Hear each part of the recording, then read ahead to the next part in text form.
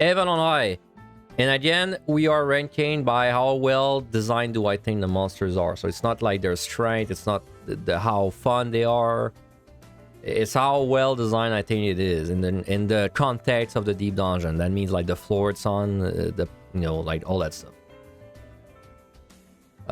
Okay, I need the companion to help me with the names there. So we're starting at 61 for Evan High because I didn't really see a point of starting until the earlier floors and that.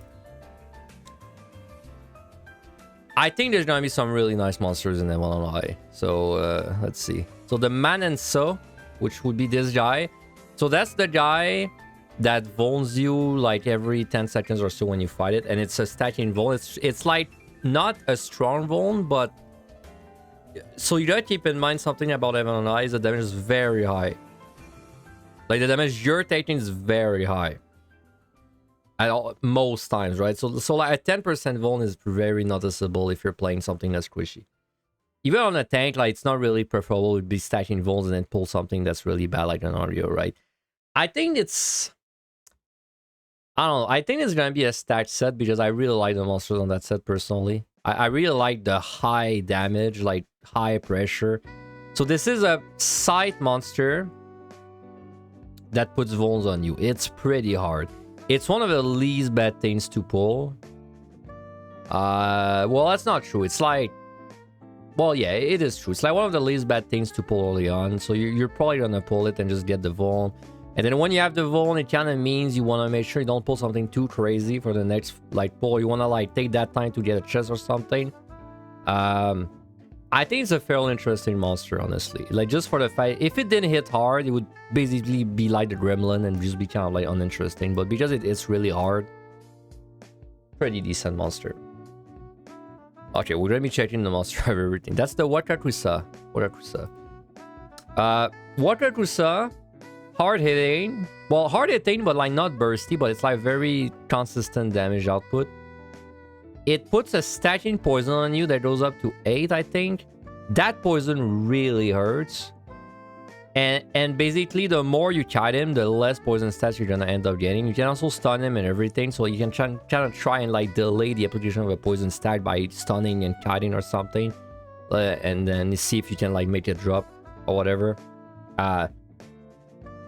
That poison is very interesting because that poison, if you stack it high, it basically makes us you can't fight something easily for the next 30 seconds. Like it's pretty long duration, 30 seconds. So like not managing the poison well actually has like pretty big impact on your time and just your management. Like if you get 7 stacks of poison, you fight non-Rio on the DPS, you're probably dead. Like it's that bad. So honestly, very well designed monster. Big fan. Also, he's sound, so like that's nice because he's like not bad to fight, but he makes the next fight bad, right? He's almost like a Pomander, man. He makes the next fight bad, but you can avoid pulling him if you want. Honestly, masterpiece. Honestly, the more I think about it, the more I think it's a really good monster. I think it's an amazing monster. We need more like that. Like, it affects the next pull. That's kind of sick. Okay. Now the Juboko. This guy, that's the patrol. It's a side patrol. It's the easiest monster for like a while, that's it.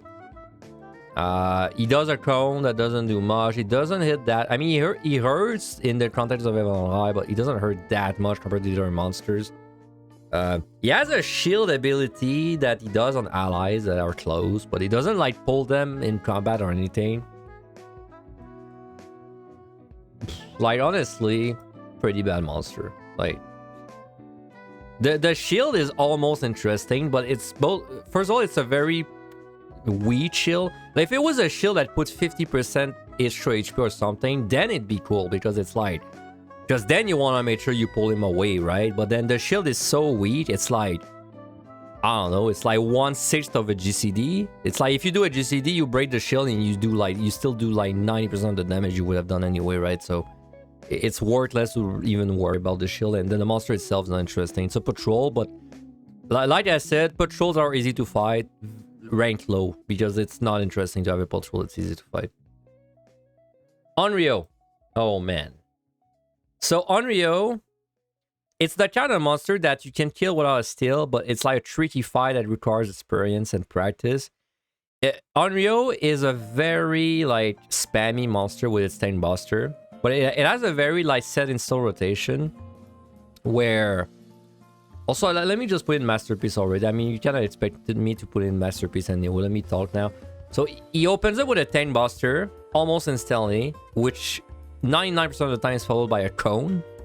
And then after the cone, that's the burst phase where like you're just gonna get spammed by Talonbusters. You cannot survive this. You cannot survive this without a steal. Absolutely not. Absolutely no way you're gonna survive this unless you burst like crazy, right? And I mean like DPS. Just tank can survive it, but like it's a very sick damage monster.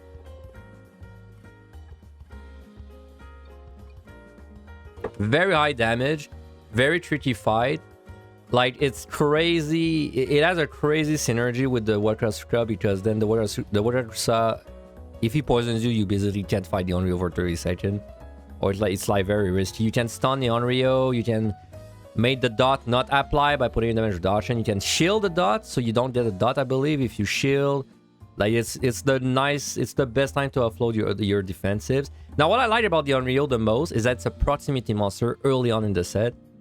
It's like you're thrown into the action right away. Like there's not even a training wheel, man. It's like the hardest monster of the set is right away, and it's proximity, so you have to interact with it. Like there's no avoiding the Onryo, but you can use every CC against it. Just an amazing monster. Like Onryo is the proof that a monster does not need mechanics to be like a good monster. It just needs to hit hard and have like like have a sense of where it is, you know. Like he's really good. I love the Onryo. One of my favorite monsters, honestly. Croblin is just it's like an easy monster. It's basically like the patrol, but it's not a patrol. Also, he starts appearing from the second floor onwards. I think he's fine. He doesn't really do mechanics, so he's like, you know, technically he'd be bad, but like he's not a patrol, so like at least he's not like useless, you know, uselessly patrolling. He has his plays because he's like the pretty easy pull on the floors where there's still Onryos all the time, right? I think it's average. He's not interesting.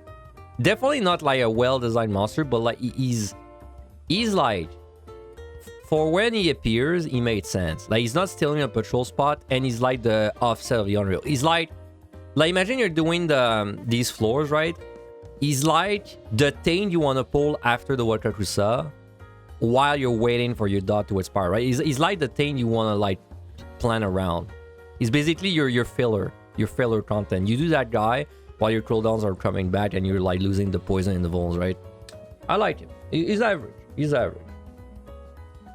Jellyfish is kind of like the Wakakusa, but it spawns on the same floors, I think. No, one later. 2 to 7. You just see a lot of jellyfish.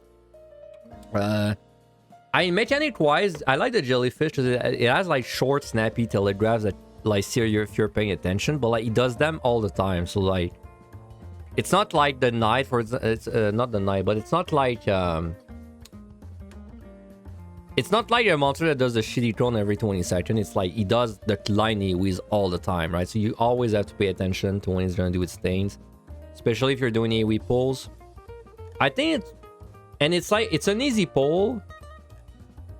It's an easy pull that casts a lot, doesn't do that much damage, but because it's an easy pull that casts a lot, that means there's a lot of potential like AoE pulling that guy, even in a regular clear. I think it's at the very least a decent thing. Morable. I always forget if these guys are sight or procs one state. I think they're sight, right? Yeah, they're sight. The Morable. I mean, he's pretty uninteresting. Like, it's a patrol that's sight. Yeah, it's a patrol that is sight, and he basically spawns on the Onryo floors. But like, he spawns on starting from floor 4, where there's usually a bunch of like really good options.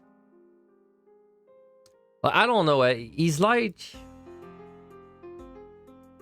yeah, he has two abilities: a point blank, giant point blank on himself, followed by a targeted circle on you. He doesn't really do much damage because he's casting so much. It's the counter patrol that you see and you pull it instantly because he's really big. And especially in MLI where it's like really claustrophobic, right? It's like he's a really big patrol, so like it's just easier to get out of the way. He's an easy fight. And then there's a bunch of easy fights anyway on these floors. Like there's not really any reason to avoid it. It's kind of an uninteresting patrol. I think it's a little more interesting that the Wood Remember guys because he has at least like some abilities that can get you into Venn diagrams, but this tier list is low-key gonna be a monster guy video. Hey, that's the point of tier list. You're supposed to explain everything. That's the fun of them. That's exactly the point of it. But we're still gonna call it tier list because then that gets the views. That's how it works.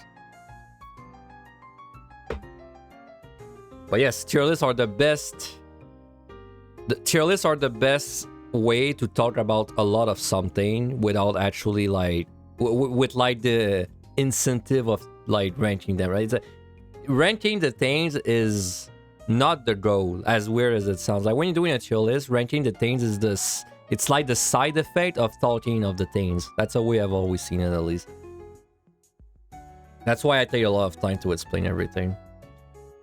This is the trap, which is called a Doguzeri. So this guy is like POTD, but they actually fixed the thing where he doesn't actually do range attacks. So like this time he's actually range attacking you all the time. But if you do in melee, it's basically double damage. Which is very bad. For like anything that's in melee range. And now a tank is fine, but if you're a melee, that's really bad. It's because its range attack is faster, then there's not really like a point in pulling it on the melee and like, you know, mashing your range attack or something.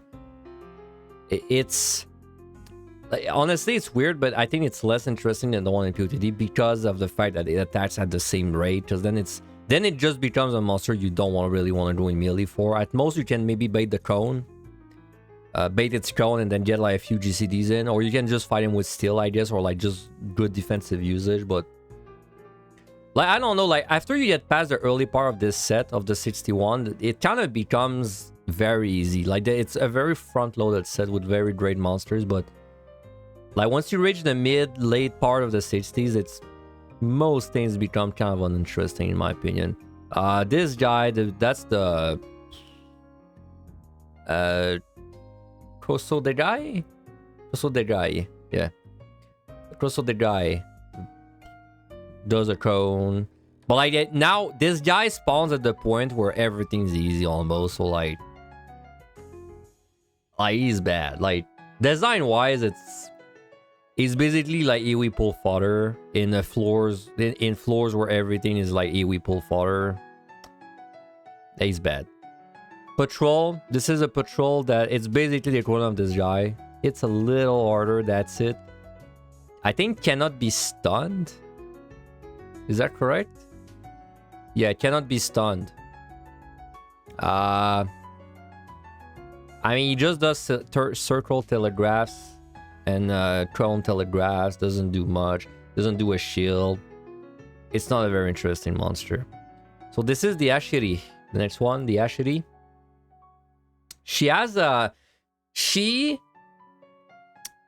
the kind of monster that like you're encouraged to face tank because you don't really want to run away from her because she does a donut and then, you know, a gaze and whatnot. But then if you face tank her with nothing, it can get a bit spicy on like weak DPS. Usually not that bad, but like, especially if there's a gloom or something, can get a bit spicy. So yeah, she has a donut. She just has a check to make sure you're not like kiting her. You can LOS it. Then she does a gaze. And then she does a like mini tank buster after the gaze that she can also LOS to prevent some damage. And then she just resumes the cycle. She's side. I mean, it's kind of like, it's definitely more interesting than like the one we just ranked, but it's still not like the set just lost. It just loses its steam when we get to that point, like, because at this point there's not really any bad fights. Well, there's one bad fight and it's coming up. It's this one, the Shita Bana, right? Yeah, the Shita Bana. So this guy is a pretty hard-hitting tank buster, double auto attacker. Fairly interesting. He opens up with like a lot of damage, and then he's gonna kind of like gonna chill and attack you. Then after about 5 attacks or so, he's gonna do a poison move on you. But this poison move, you can it's a long poison, so that you really don't want to get it. But you can actually avoid it in multiple ways, because whenever he's like about to do it, he's gonna like kind of stand there and do it. Doesn't have a cast time, but it's like a long animation, so you can actually run away from it. You can stun and move away. You can dash. Like there's a lot of ways to avoid that poison, and that's very nice because it basically means your next pulls are gonna be easier. Though, like to be fair, it's not very hard monsters you're gonna be fighting anyway, but. Like if you're gonna be fighting like 2 Shitais in a row, for example, then that's pretty nice. But I think it's a pretty decent monster. Like I would say it's basically just like the big guy of the last few floors. Maybe it would be higher if like the floors were actually threatening at the end of this set, but like the floors have become the late 60s become so easy that if you don't want to fight a Shitai, you probably can avoid it. So you know, in a way, that's a monster that might have benefited from being proximity, honestly. If it was proximity, might have been better design. Because then at least you'd have to interact with it, but you don't really have to interact with it that much. And the Pengro. The Pengro is just... He does a big circle. And nothing else.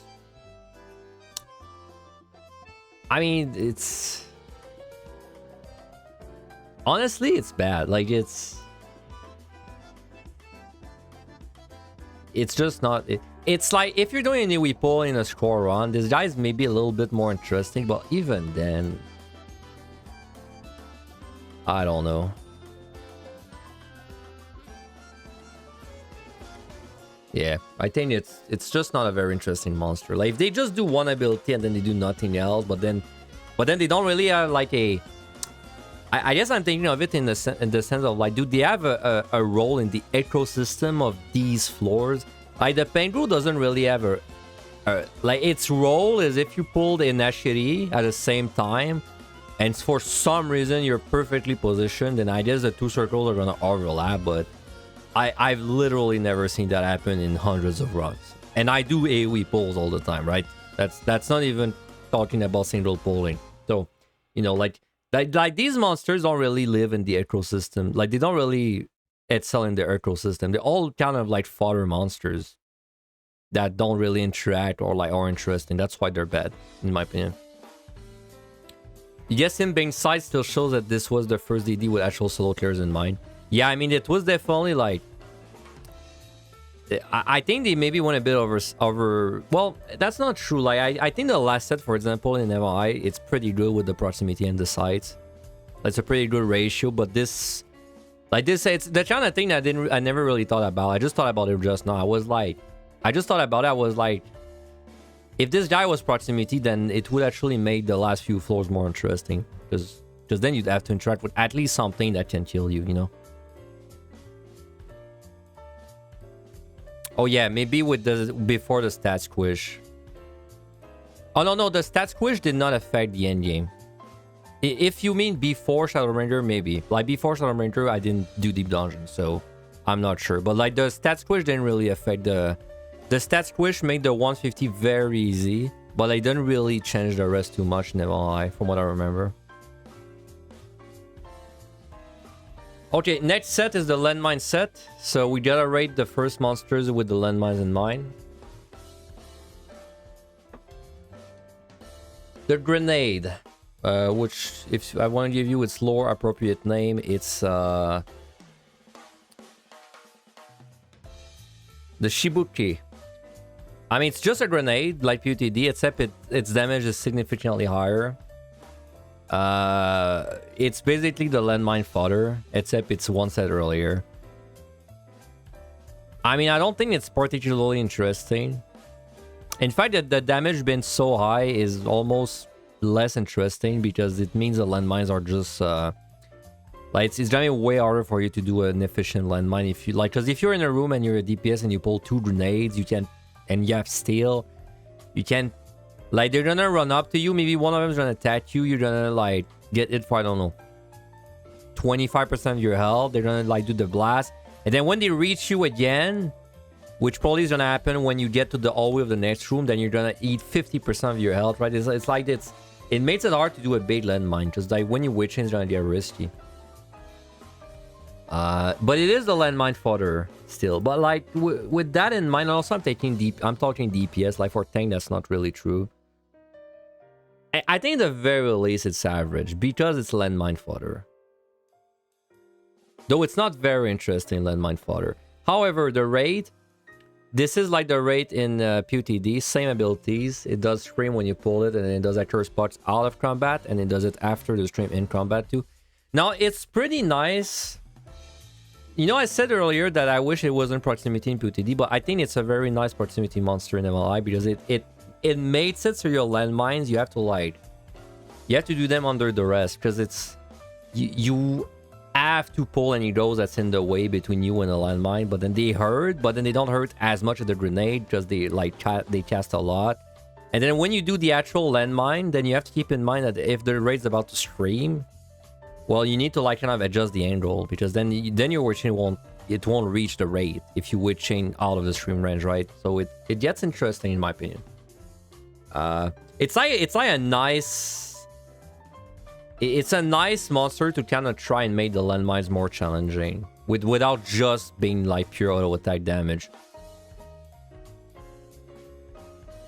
I think it's less fun if it's like in a claustrophobic layout though for the raid. Like I prefer the really big open layout of PUTD for the raid, but it's not that bad honestly.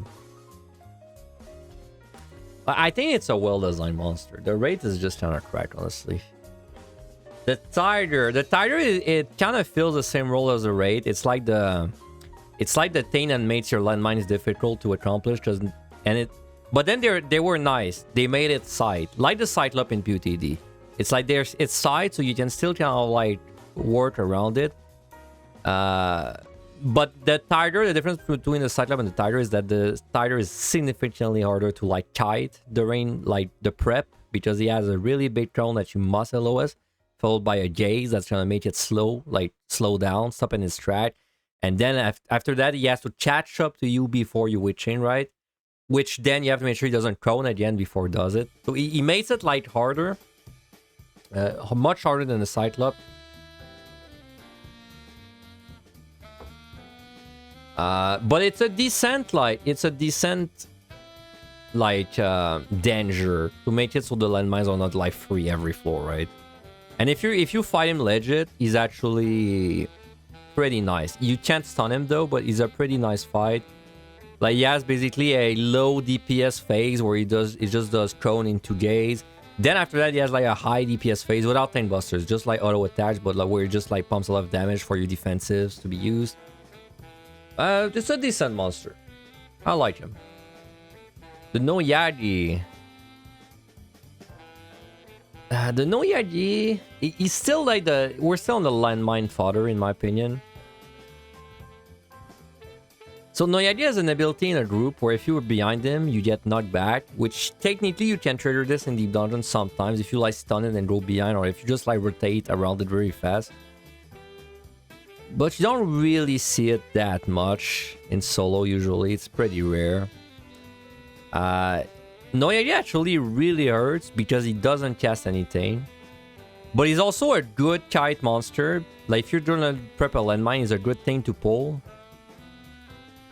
Because he doesn't do any Talonbuster or anything, right? And he doesn't do any annoying abilities. So like, you know, it's kind of like a little bit of a worse grenade. But like even that, maybe it's not a worse grenade, because then at least if you're gonna witch chain, you know the Noyagi is right behind you. Like he's not one room away casting something. Like I think it's a decently designed monster for where it appears. Like it follows you, no bullshit. It's probably average, honestly. Like it's a bit nicer than the grenade in my opinion. But like, you know, I wish it utilized the knockback in solo as well. Like I wish it did something where, I don't know, like Like maybe every 20 seconds it does a short cast that where it like turns around and knocks you back or something. It could definitely utilize its group ability in solo in some way. Then in that case, like, if it had a knockback component to it, probably would be very well designed. But without that, I don't think it's that crazy. The wolf. So this wolf is like POTD but worse. However, I don't really count the wolf as a landmine fodder monster because it's way too dangerous to do a landmine with the wolf. If you do it, it's because it's like in the room you witching, basically. So fighting the wolf is interesting because you can kind of cheese it. Whenever he does the Talonbuster dot, which is very powerful, and you cannot tank that on most jobs or a steal, unless you're a tank. Whenever he does it, it's actually a it's like an on-telegraph on you, but it's you, right? What that means is you can actually LOS. If you hide behind a wall as it's doing its Talonbuster, it's gonna miss you. So this is an interesting fight because if you made space and you're paying attention to your surrounding and you have like a little wall that your campaign, you can actually do it without steal fairly easily. But then it's difficult because the Talonbuster, there's no indication it's coming, so you have to count in your head, right? For when it's coming. Like if it wasn't for that, probably would be an average monster. But because of like this little cheese thing you can do, which is actually recent. It's like 2 years old, I think, at this point. But like it's a nice tech to know and use. It feels pretty good. It's definitely unintended, but we don't really consider that. It makes it a decent monster in my opinion because of that. All right, there we got the UT, right? Yeah, the UT Tokage. So the UT Tokage. So this is like he appears on like the floors where it's like the very last floors where it's not bad monsters. After this it gets tricky, but he's like one of the last easy monsters. I don't dislike his position because he starts spawning on the easy floors, but then he keeps spawning on the hard floors, and then he kind of goes away on the 8th floor, I think. So he's like. And also he does an out of combat AoE on you. That actually is it hurts a lot. It's not like POD. It might kill you on the DPS jobs. So it's nice. You have to pay attention to him. He's side. Like he's side and an easy monsters, so you will pull him when you see him, but he appears for so many floors with so many bad monsters. That I don't know. I don't mind that it's an easy monster you can pull. I think if he was like a tough thing to kill, it would be too much with the things that are gonna appear like on the next floors. I think he has a nice position. I think he has a nice mechanic. Like the little ice ability, it's like you gotta pay attention to what's coming. It's not like hard to see, but you really gotta be paying attention to your surroundings at the very least, to know if you're gonna get shot at. And actually fighting him is pretty easy. He just does telegraphs. He does like a fair amount of damage, but that's like basically every monster in Evan does a fair amount of damage if you don't kite or use offensives. But I don't know. I think it's a fairly decent monster. I think it's a very well designed monster actually. Like the little AoEs it shoots in other rooms. I think it's pretty nice. And I like the fact that he appears for like many floors with easy monsters and also with hard monsters. Okay, patrol. The Yozan. Yozan is like... So, see, he's a patrol that does nothing, but he hurts a lot more than the other patrols we covered. So, like, I'll excuse that. He also appears on floors where there's, like, pretty bad monsters. He's a side patrol. But, like, he's on the floors where you're gonna see things like the mammoths. So like, there's an argument to be made that sometimes you want to avoid them. Like, avoid pulling them in the moment because maybe you want to, like, pull the mammoth before it does its thing, or, like, you want to, like, move around or something. I don't know. I feel like it's not a patrol you instantly pull all the time, so that already makes it a little better than other patrols. It's quite hard. Definitely not a face tankable thing. You cannot stun it. That also means it's a little harder to kill it. I don't know. I think it's an average patrol. I don't dislike it. It's kind of like the easy pull on these floors most of the time, but it's also like there's also like times where you're gonna skip him and just kind of like move ahead. It's not as bad as, let's say, this guy where you pretty much always pull it on sight. The mammoth. So the mammoth has a lot going on. It's a big sight monster that camps rooms. It does an out of combat yell ability, which does not do much damage. However, it knocks you out of your conceal, which is a big deal. It's very interesting. You gotta keep that in mind whenever you conceal. It's basically anti-conceal technology, right? Pretty sure it's the only reason it's a disability. And then when you're fighting it, there's a little bit of a catch where whenever he does the cone on you, it's actually a rectangle in front of him. So you have to be behind him. I think that's bad design, honestly. Like, it's bad design that it doesn't tell you anything about it. You just have to know. So it's definitely gonna bring it down a bit. But the conceal knocking out thing is very nice. Like, it's very nice that the monster is actively fucking with your commander usage for once. He's also fightable pretty easily. He hurts like everything else does, but... And also the thing about his cone attack is he doesn't do it again for a long time, but he might do it again if you're playing like a healer or something. So you have to actually keep it in mind if you're playing a slow job.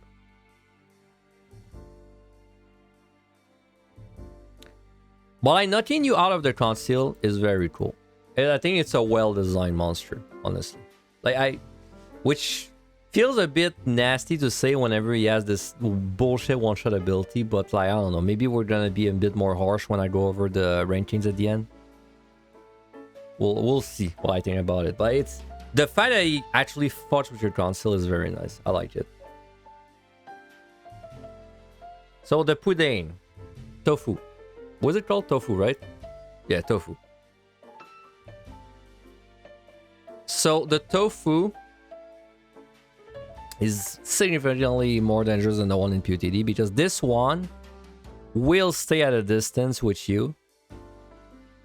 So like, basically, if you want to like pull it close to you, you have to do like some LOS and stuff behind the wall. But like the difference is his damage is really big compared to the one in PUTD. Now there's a bit of a decision you can make against the tofu.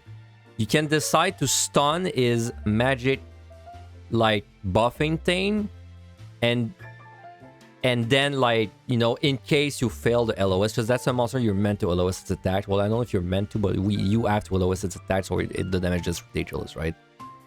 So it's like, it's a pretty high skill monster where you can take a decision where you, like, quote unquote, waste your stun to make it a little bit safer. It's also a monster that, like, it goes from 100 to 0 really fast. Like, you can be winning against him, and then you try to LOS wrong, and he walks up to you, and then it's just like you lose 60% of your health instantly. Like, it's crazy. It's a sight monster. It's on floors where there's like a lot of like, it starts appearing on the nice floors, but then it keeps appearing on the really bad floors, and then it is kind of a bad monster itself. But it's a monster that if you have prepared a spot for it and you're playing a job that has a ranged attack, it's not that bad, right? There's a lot of flexibility with that guy. I quite like him. I quite like him. I think he's well designed. The Griffin.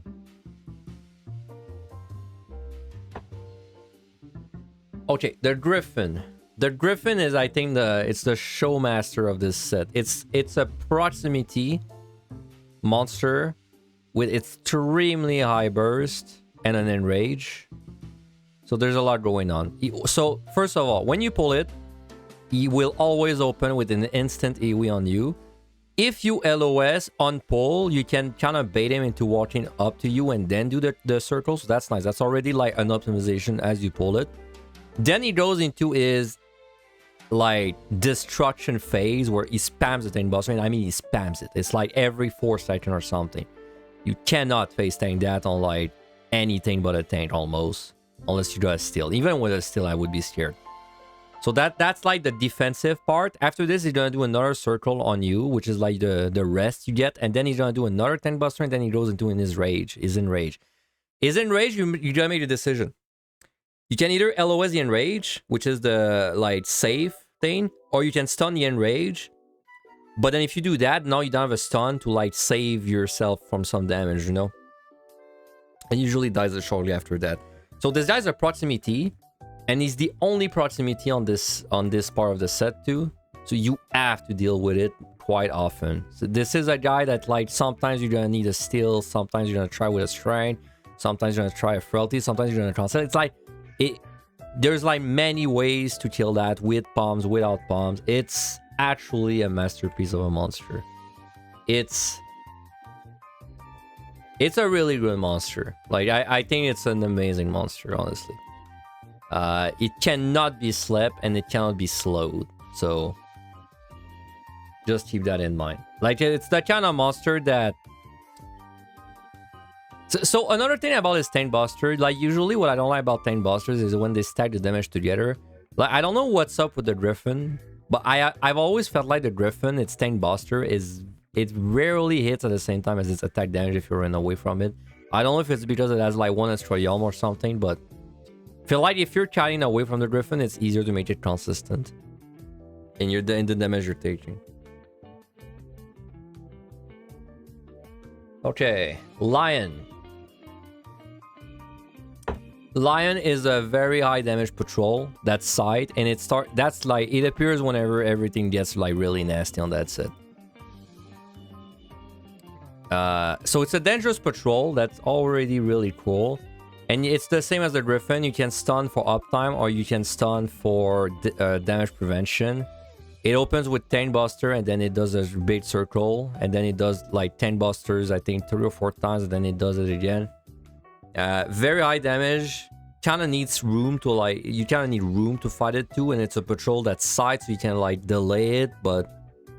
And it's not the easiest monster on that set. Like if you're on a set and there's a lion in front of you, you won't necessarily pull it if you don't have a steal. So like there's some decision making with it. I think it's a fairly well designed monster.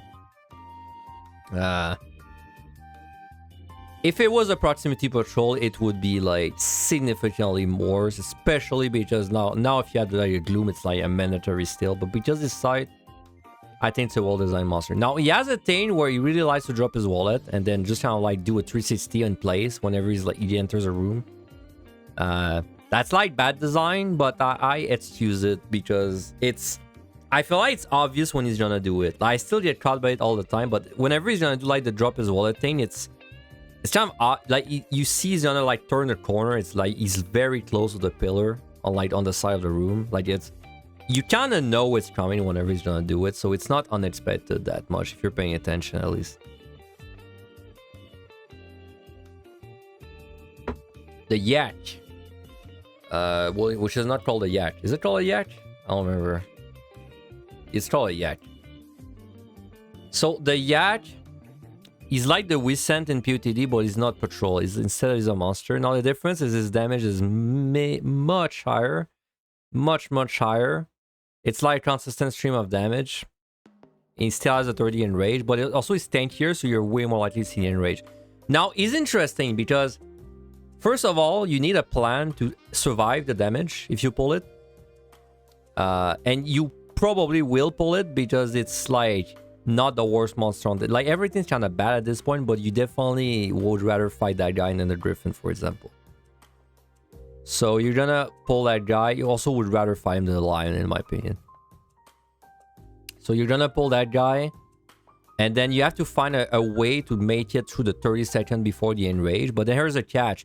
Whenever he's about to Enrage, then you have to find a way to deal with the Enrage. There's many ways, right? You can sleep, you can interrupt, but you can also LOS the Enrage because now you got walls in Emerald High. So like, if you're gonna kite him, then you have to find like a period of time where you can go back to like the LOS spot basically, which I think leads to fairly interesting fights. And then you don't have to interact with him. He's really big, but he doesn't get stuck like the Flood Dragon. Like that's a Flood Dragon exclusive, the whole getting stuck part. So I don't know, like overall, I think it's a pretty decent fight. No, I think it's a well-designed fight.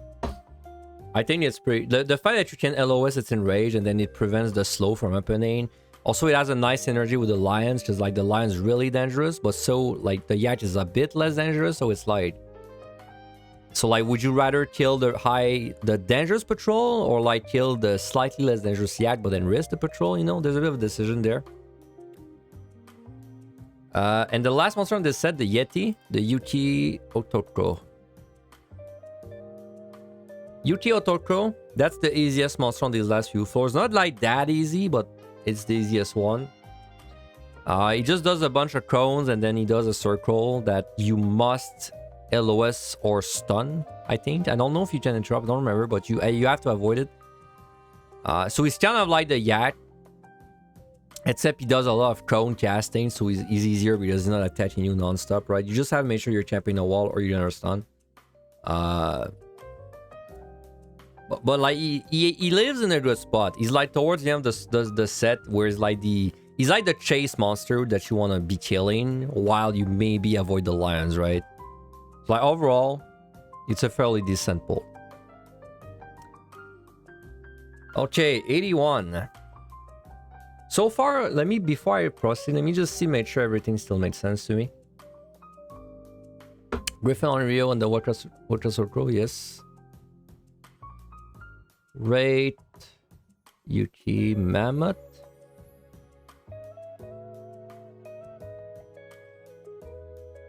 Yeah, the conceal kicking thing is kind of sick. I think it deserves to be there.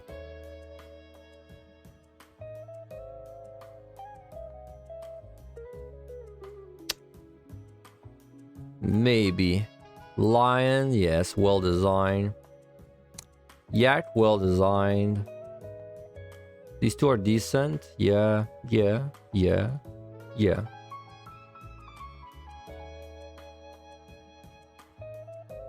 Yeah,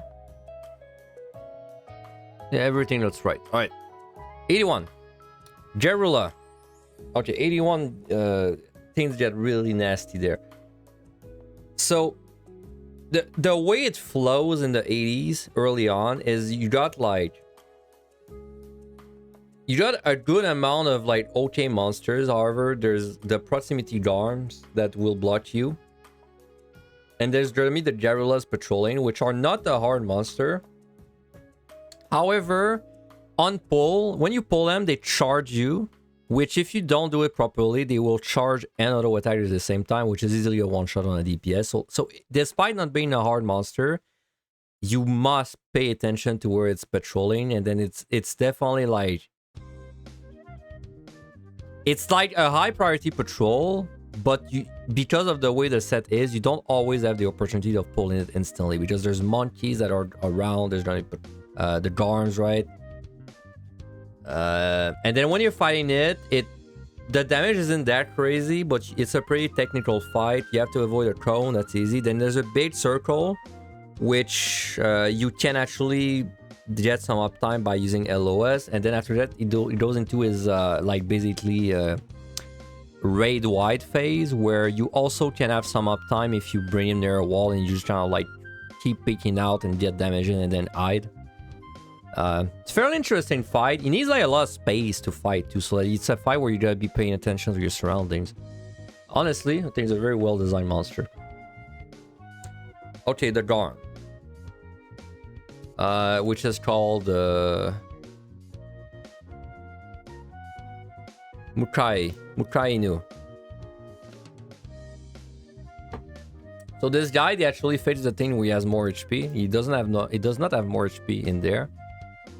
He's also not a patrol, so he fills an important role on that set. He's like a not too bad pull, but also can be kind of bad depending on the patrol movement and the monkeys like where they are. But then he's like he's the reason that you don't just pull every Garula at the floor start and like then you just leave, right? Because now you might have to kill some of them, some of the Garms, to be able to get to the key. However, now you have the monkeys also doing their abilities, so like they all like synergize together and make it kind of hard for you to get to the key, right? Ability wise, same as POTD. He has 4 skills, 5 if you consider the auto attack like, you know, an ability. His auto attack damage is very high. I think without steal you die to a crit and an auto on a DPS. So it's a pretty, like, you can need some defensives against this guy, some good defensive usage. I think he just fits like a very nice role in the ecosystem of the early 80s. Like, if he wasn't there, it wouldn't be nearly as good on the early floors. So I'd say well designed. Also, of course, the RNG in its rotation keeps things like interesting, you know. You can also LOS parts of its rotation easily if you want to be optimal and uptime. Okay, Monkey. MLI Monkey. So is what I like about him is he does the out of combat chest stomp still, and then that knocks people off their conceal. So it's basically anti-conceal technology, and also makes it harder to fight inside a hallway if you're like in a bad spot. However, fighting a monkey I think is kind of badly designed for MLI because they made, for some reason, they made it so you can't stun it. Which, in addition to the monkey doing just more damage and that being more tanky, makes it a very bad fight on like a lot of DPS, where you kind of have to have a steal to fight it for most of them. He's not proximity, so you don't have to deal with the monkey as much as you did in PUTD, but I mean, it made sense. I get the idea, right? They wanted a monkey that's annoying, but also not like a free kill. But I think it's a little too strong, honestly. I think at the very least, they could still let you stun it. But it still fills a nice role in the ecosystem of just kind of like making it so you don't get conceal for free every floor. At the very least, it's a decent pull. Gozu. So that's after a few floors. No, he spawns on the first floor. Oh, really? On the first floor? Really? I don't remember seeing a Gozu on the first floor. Should have paid more attention. Okay, well, anyway.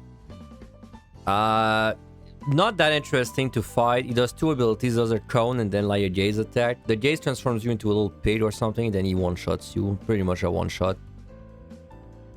He hits actually really hard. Surprisingly hard. Especially because the way his rotation works, he doesn't do much damage at the beginning because he's gonna do cone into gaze and then cone. But then after this second cone, he's gonna go into kind of a long phase where he just attacks you a lot. Also, he's tricky to kite because if you kite him, you still need a spot to like avoid the cone, right? So you'll need to either LOS or stay close enough where you can go behind him. Overall a decent monster. Not really any complaints. I think it's pretty okay. Matanga. Alright, Matanga. So Matanga on pull, jump on you. And it's the same as the gorilla. They can like stack two attacks on you at the same time if you don't do it properly. You're supposed to do the LOS strat. Fighting the Matanga is kind of like fighting the Gozu. Opens with like a few telegraphs, and then after that it goes into like a bit of damage before doing telegraphs again. Matanga is like actually pretty interesting because you need to prepare the pull for it, but then when you're actually fighting it, it's not that bad. So like, it's basically like the gorilla, but it's like a non-patrolling gorilla, like the way you're supposed to plan it. I don't know. I think it flows pretty well. Like, it's one of the monsters that you're going to be killing the most early on, but it's also not so free that you just walk into a room and pull it. You have to always use kind of a door to like stop him from one-shotting you. Also, it made some debuffs interesting because, for example, if you have HP down, well, suddenly you die instantly to the crit jump, right? Crits really make everything cooler, huh? But I don't know. He's a pretty good monster, honestly. I really like this monster. What's this guy's name again? The Ryukotsu. Ryukotsu shoots you in other rooms, a bit like the Yuki on the last set.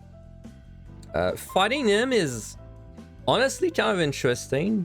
All he does is a circle AoE when you fight him, but he does it at a very specific time. He does it after 3. If you stand still, he's gonna do 3 autos, circle. 3 autos, circle. He just has this permanent cycle.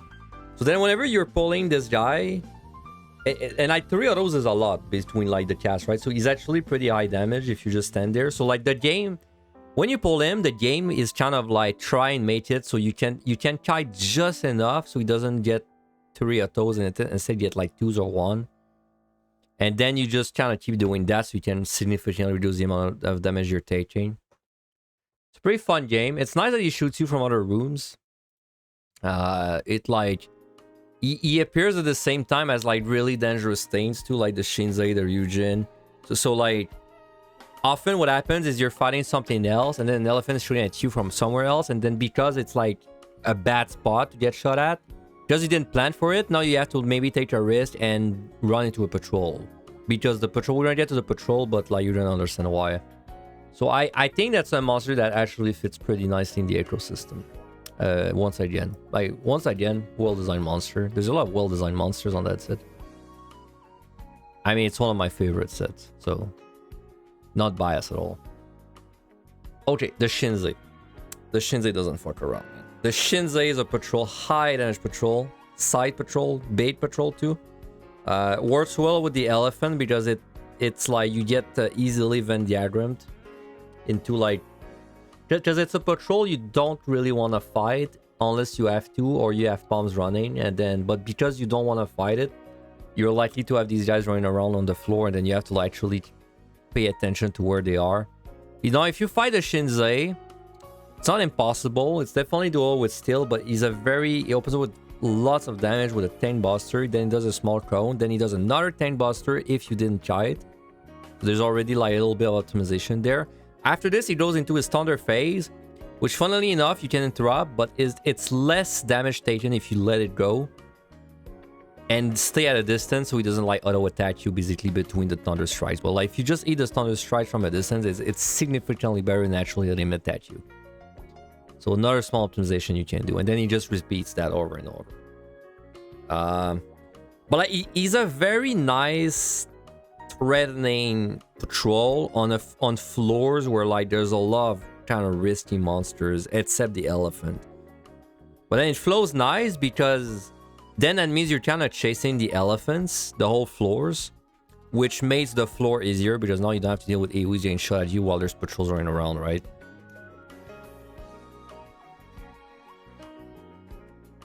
Also, his tank buster puts a dot on you, so that's kind of neat. That's kind of neat. Like the Onryo. I think it's another well-designed monster, man. I keep thinking like I gotta put stuff in decent, but it's definitely not on the same level as these. Eugen. Hard hitting, sight, tank buster, double auto attacker, etc. It's kind of neat because you can use every CC on him. Maybe it's not sleep. Let me check. Yeah, no, you can use every CC on him except slow. And he's super high damage, super front loaded. However, he does a fire water AoE circle on you. And then if you're ever behind him, he does an elbow drop move, which kills anything behind him. But then the way to do it is you just go behind him, bait it, and then go back in front. So like there's a lot of optimization again.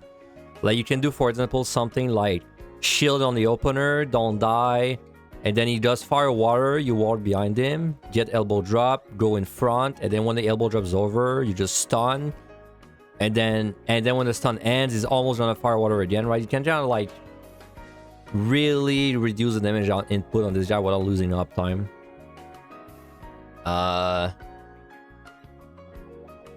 And he appears on the floors where... Yeah, he appears with the Shinszai, the elephant. So you're gonna deal with that guy with the elephants mostly. Like I said, the elephant is nice because it... Basically, what might happen is you're fighting a Eugen or something, and then the elephant shoots at you, and then maybe you run to the Shinszai instead. Like, I don't know, man. It's just a well-designed monster again. Maybe we're gonna have reordered that a little bit more after, but... the Cyclops. The Itsumi? Is that what it's called? The Itotsume. Itotsume. So... Does a... Sorry, I'm trying to remember. Does a line AoE into a circle, point blank circle. Exactly like POTD, just he does much higher damage. And then it's much easier to LOS in there. So that's usually what you end up doing for uptime, you LOS. He's like... he starts spawning from the middle of the set. He's like one of the easy monsters. Honestly, I don't have much to say about him. That he's kind of like the Gozu, but less interesting. Because at least the Gozu has like the cone shape, and it's like if you're kiting away from the Gozu, it's a death trap, so you have to like keep it in mind. The Cyclops is not really true. Cyclops is just like as long as you're far on the side, then everything misses you, right? I think average. Oh man, that's the Ararari, I think. Yeah, Ararari. Okay, Ararari that's a monster that I used to fight only with steel, and then I got better, and then now I fight it without steel. He has like a very straight rotate, not straight, but like a very predictable rotation, where he basically opens up with like, well, the whole time you're fighting him, he's casting a dot, a slow stacking dot that you can avoid if you LOS. It's a fast cast, but you can avoid it if you LOS. So like the whole fight, you have to plan for that. And then he usually does a circle AoE, then he sucks you in, and then he does a frontal cone. And then after that, the DPS phase, where you have to survive, but then you have to make sure if you kite that you still avoid the poison stats, right? So it's a very like involved fight that needs a lot of space, unless you face tank everything with a steel or like on a tank, right? And he's one of the easier monsters when he starts appearing as well on the last 4 floors. So he's like, he's side. Most things are side at this point, but he's side, but like you gotta deal with him, right? So it's a fight that's very good to learn how to do it. Like, you know, you almost gonna proc that guy. Because there's a big difference between fighting that guy and standing still and actually kiting whenever it's time to kite and not getting poison stats. Like a massive difference. The difference is basically if you need a steal or not for it. I think it's another really well-designed boss. Fight.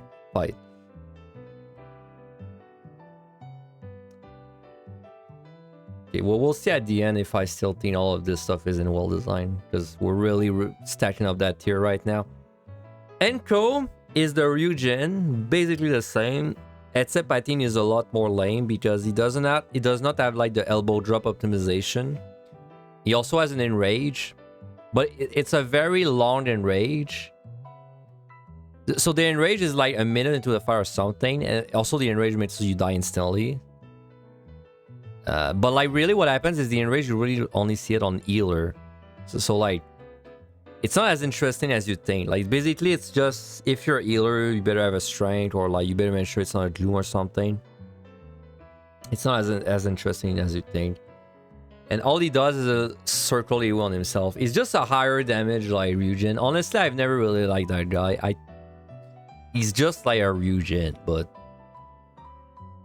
I don't know, less interesting. He even spawns on the same floors almost. He spawns like Eugen spawns from 4 to 8, 4 to 7, sorry, and this one spawns from 6 to 9. So they're even overlapping. The Crow T, right? Yeah, the Crow T. So this is a guy with actually multiple mechanics. Donut into Cone into Vaughn. The only really interesting part is you can LOS the Vaughn if you time it well. Outside of that, he's kind of the easy monster of the set, and his proximity. But like, because it's easy, like, it doesn't really matter his proximity. So I don't know, like, honestly, it's fairly uninteresting overall. Like, it's the thing you're gonna be hunting on these last floors, but like, I guess being proximity is good because it's more interesting to deal with the Manticores while having proximity monsters, but I don't know, I feel like it's rarely the case where I'm angry about them being proximity. Usually just pull them on site. Manticore. Okay, this guy is like a gorilla. Charges you on pull with a powerful attack that can stack up with a melee attack, so you gotta make sure you like separate them by doing LOS. Now this guy, when you pull him, also gets a 30-second massive increase in power buff which makes his attacks easily take more than 50% of your health on DPS. And then while you're fighting him, he does two things. He does a frontal swipe, and then he does a fireball move on the ground, telegraph. He's very strong, but then if you chide him around for 30 seconds, if you survive 30 seconds, he then gets a damage down, and now you can actually face tank him and really like unload, right? But or you can take the high risk route and actually like try and kill him while he has the buff if you got good defensives. I mean, no matter, this guy is also a side patrol, and he's kind of noisy when he's walking. I mean, I swear I always get ganked by them, but he's like kind of noisy when he's walking, so you can kind of hear him coming. He's like a really good ganker, like, because the charge is instant and stacks up 2 instances of damage most of the time. It's very likely you're gonna get one shot by that guy. It's actually a masterpiece, but like, you know, it's probably the best thing in Evan almost. Like, it's a massively cool monster. Buffs itself, debuffs itself if you survive, musts LOS to pull. Like, is a patrol. Like, there's a lot going on for the Manticore. And that's it for this set.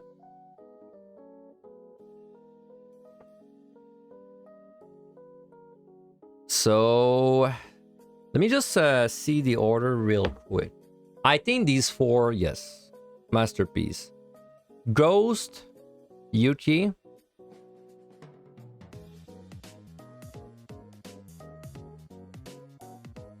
not sure about the Yuki. Not sure about the well, we'll see. Lion, yeah. Yak, yeah. Tofu, yeah. Gorilla, yeah. Garm, yeah. Matenga, yes. Elephant, yes. Shinszai, yes. Eugen, Ararari. Okay, I think these deserve getting knocked down by 1. Like, the 80s were too stacked, bro. Gotta lower the power level a bit. Yeah. Yeah.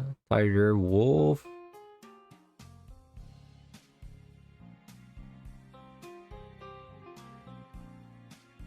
Yeah. Nothing awful so far, but I don't think any of the things I ranked deserve to be awful. So, like, this one's close. Like, these 2 are close, but I don't think they quite deserve it. Am I doing mimics at all? Nope. It's too complicated for the mimics, because then I had to basically rank the mimics for every set, because it's I wouldn't really have the same answer between the sets, between the deep dungeons. So I decided not to rank the mimics. I mean, I like the concept of mimics. They would probably rank high most sets, but not all sets.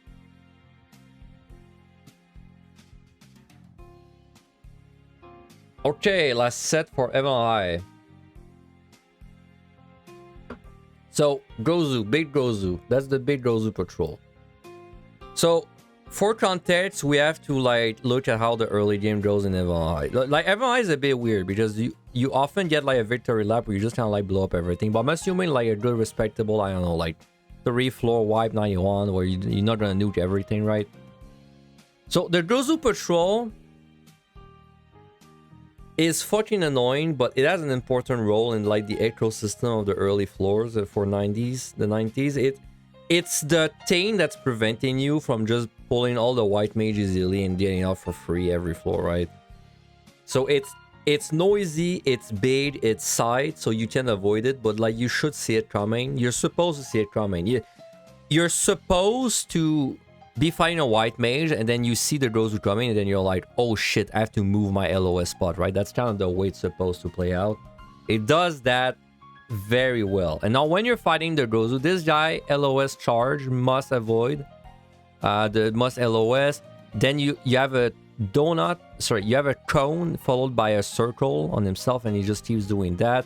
You can LOS the cone, you can LOS his Talonbusters. massively damaging. If you LOS the busters, maybe you can do it without steal on some DPS.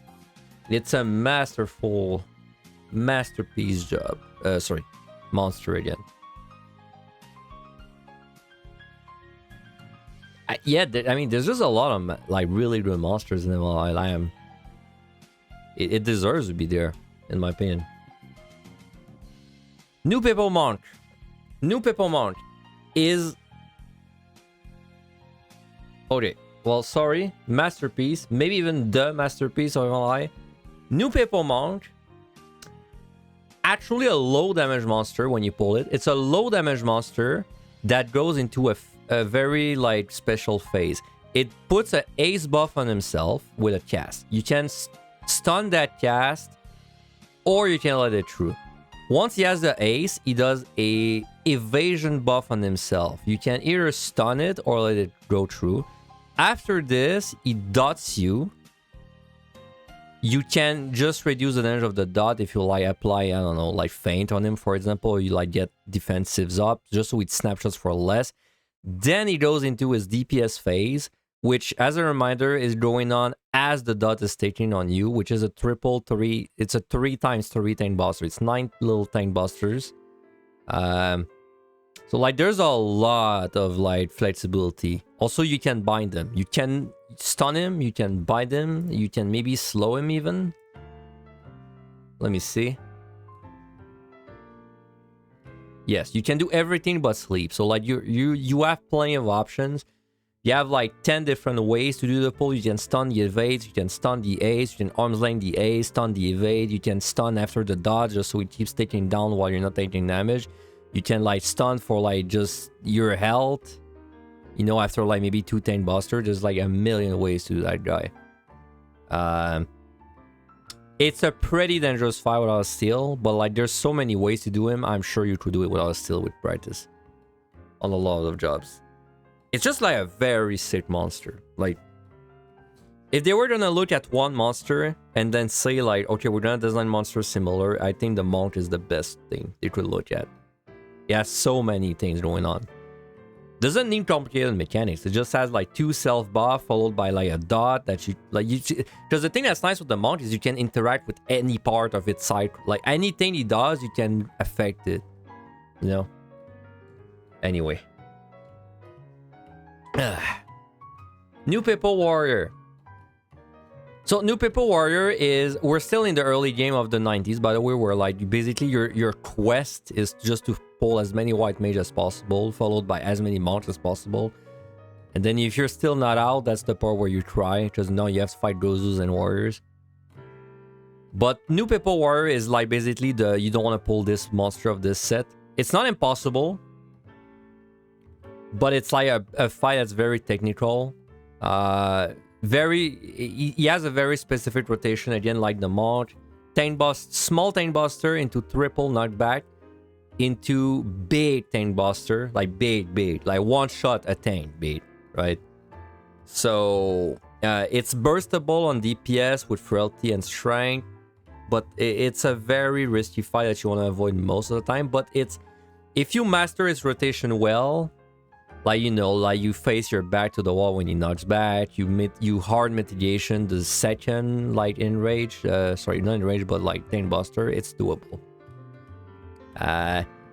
But it's mostly just a like say no monster. It's the monster that's making sure you're not just going into rooms and pulling everything every room, right?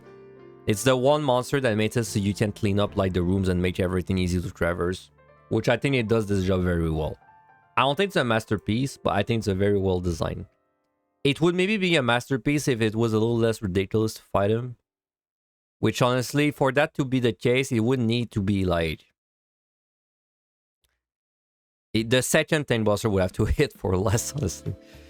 It just does too much damage. Alright, New Pepo, White Mage. New Pepo White Mage is basically the father of the first few floors. You LOS him to kill him. If you LOS him, there's no damage. He does a very weak stone on his allies, a bit like the wood guy, the wood patrol early on. Kind of worthless. He also heals his allies if they're in combat with him. Also kind of worthless. He's not that interesting, but he's kind of interesting, like just for existing with the Gozus and the patrols and whatnot. But like by himself, he's really not that interesting. Like if you replace a white mage with, I don't know, like a jellyfish, it'd be close. It'd be close. Yeah. I guess it's average, honestly. Like, I feel like this guy, he fills a nice role in the ecosystem, but not because he's a white mage, because he's just like the easy thing. Now, don't get me wrong, doing the LOS strat is like, it's neat, but it doesn't really affect my judgment too much. Oh man, the Mifune. How do I feel about the Mifune, dude? Mifune actually spawns on all 10 floors, sorry, all 9 floors of the last set, so you don't have to deal with him a lot. He's a proximity monster. He's super high damage. He needs room to kite. He needs room to LOS. He needs a lot. It's a very destructive, very like it takes a lot of play. It takes a lot of like investment to actually defeat him. Like, you can also tank the charge, kinda, but it can crit. There's some element of RNG with that.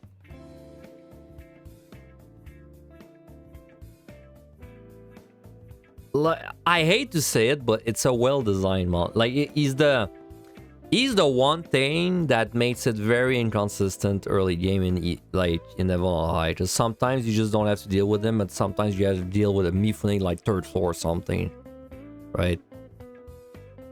I wish I could say it's awful. Like, it feels kind of awful to fight him, but like honestly, I think it's a necessary evil. I think it's well designed.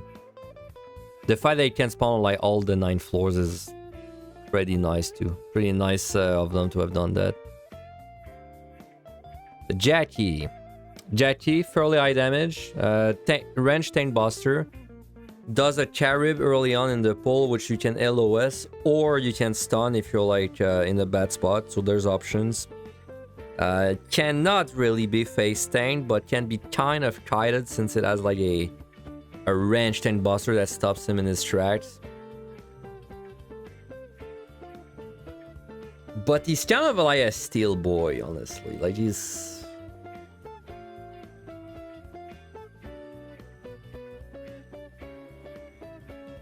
like, he's one, in my opinion, he's one of the least interesting monsters on the last set. I think average. Oh man, okay, the Kubinashi.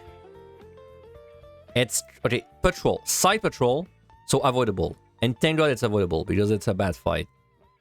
Super high damage, has a stacking strength buff, has an Enrage, which is actually good, because if you LOS the Enrage, then he just doesn't attack you for like 5 seconds or so. But his stacking buff is gonna become a problem. Now, if you face tank, you absolutely can't do it, even on a tank probably. However, if you LOS his slashes by using a wall, because they're considered like telegraphs, I guess, then it's doable. But it's kind of technical. But the fact that it's such a dangerous patrol, and he spawns on like he spawns on where is he? Kubunashi. He spawns on like 4, 5, 6, which is the really bad floors of this set. So it's like everything's almost bad there. So, but he's sight, you know, that's kind of like the giving grace. So like everything's bad, and you're gonna have to take bad fights, but then at least he's sight, so you can avoid it. He's like the worst thing to fight. He's like an actual patrol you want to avoid for once, right? Which I think that makes him well designed. Like, he's fightable too with a lot of tech and a lot of practice. Like, you know, if he was actually unkillable, I would probably put it in like decent on average, but because he's killable, sure. Jinba, high damage, has the same like berserk stacking mechanic as the Kubunashi, just doesn't do it as often. Jinba's weird because he's like front loaded in the damage, but if you survive the front load, Then he doesn't do anything for almost 20 seconds. Well, 15 seconds, and then he resumes it. But then, if you're a DPS, you can probably kill it during that that downtime. So it's like a very front-loaded, then back-loaded fight with nothing in the middle. You cannot outrange its trust, so don't even try. So he's kind of not really viable for kiting that much. But overall, he's like one of the monsters that makes every monster really bad when you get to 4/4. His mechanic is a meteor center on yourself. It's honestly not very clear how it works until you die to it once. Like, honestly, like, replace the Jimba with something else. I feel like there's almost nothing else that I would feel like is worse than the Jimba. You also can't stun him or anything. But then he doesn't have the cool factor of in a patrol like it could be Nashi. I think it's a bad monster.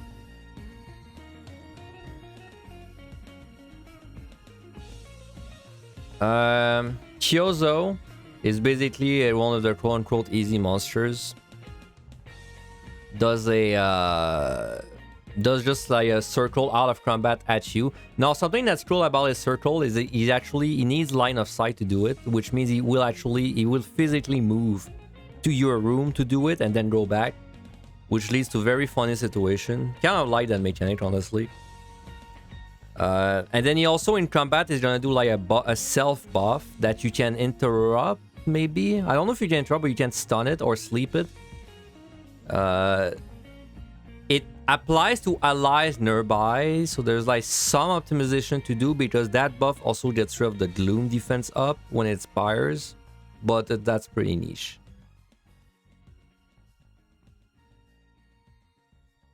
I think the fact that he goes to rooms to shoot you, like, it's not that interesting, but the fact he goes to rooms to shoot you, I think is pretty funny. So I'll put him there. Pretty interesting. That's the Kuro. Kuro Krishi.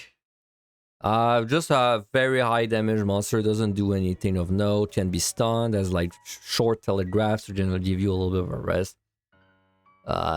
Not his proximity too, so you have to deal with him. I mean, having a proximity high damage monster without any real mechanic, it's not a bad thing. Without that, he might be uninteresting, but I think that he deserves to be an average.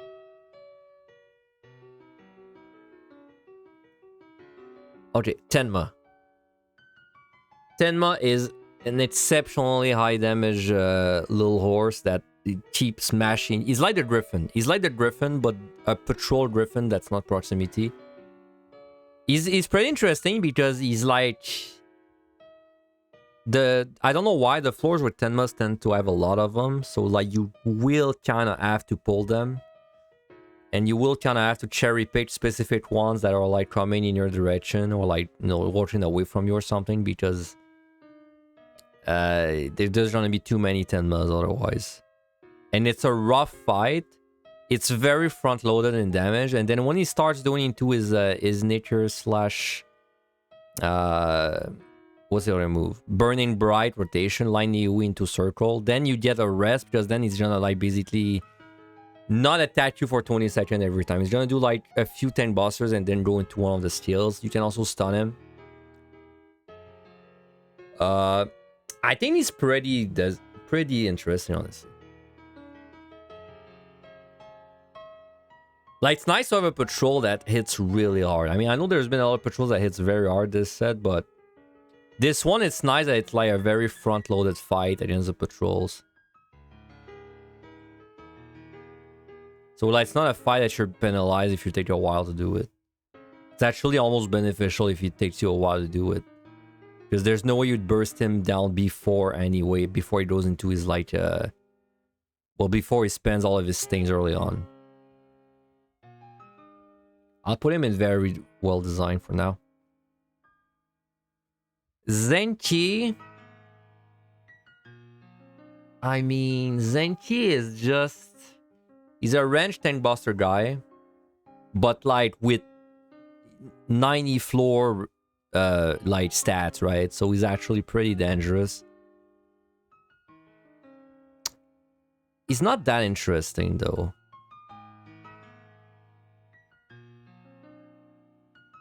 Like the more interesting thing about him is you just want to kite away from him whenever he's about to do the Talonbuster, just so you don't get like a double hit, but that's about it. I'd say he's not that interesting. Shapti. I mean, he does what the Shaptis do, like in PUTD early on. He just does a very quick line you, except this time he definitely one-shots you. I mean, honestly, it's not that interesting.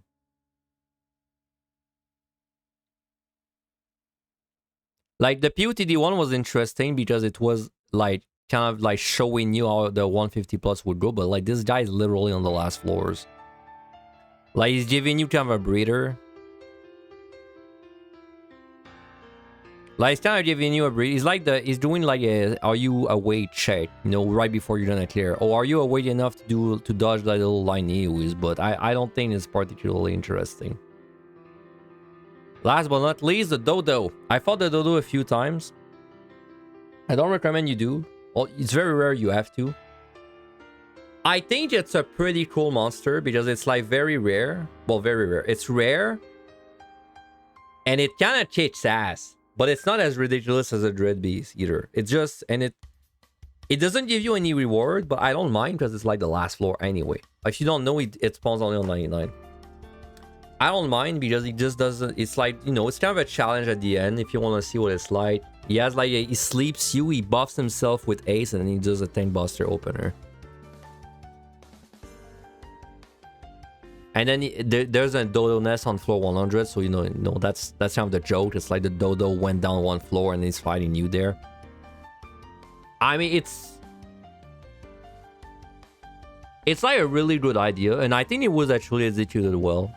In my opinion, it's a fun monster. Like if there was something like that in PT, in DD4, like if there was a rare monster on 99 that gives you nothing except it's like rare and it's cool to get it, sure. I think it's a good idea. There's actually nothing in awful. Let's see if we can change that. Let me do the reordering there. Did I really find nothing awful? Is there none of these that I look at it and I'm like, wow, that's awful?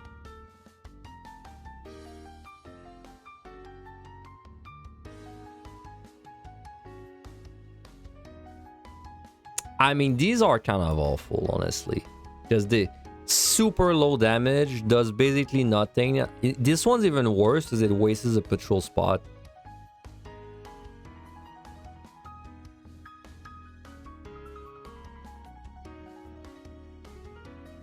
Yeah. So do I think these are bad? The one above.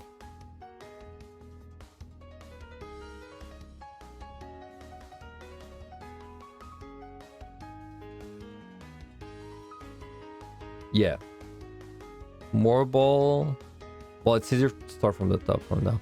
So is it a masterpiece? Monk, Poison Guy, Onryo, Griffin, Manticore, Big Gozu. Yep. Well designed. Ghost, Lion, Yak, Tofu, Guerrilla, Garm, Matandra, Elephant, Shinszai, Eugen, Aragi, Warrior, Mifune, Kuminashi, Tenma, Dodo. Yep. Yuki, Mammoth, Vaughn, Jelly. Yeah. Shitai, Tiger, Wolf, Yuki number 2, Monkey, Killzone.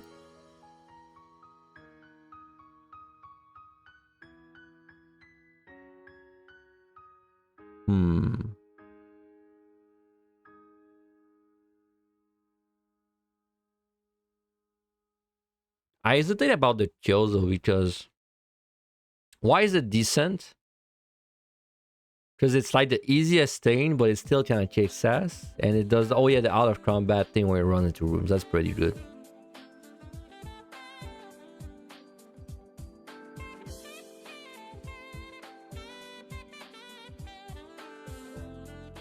Okay.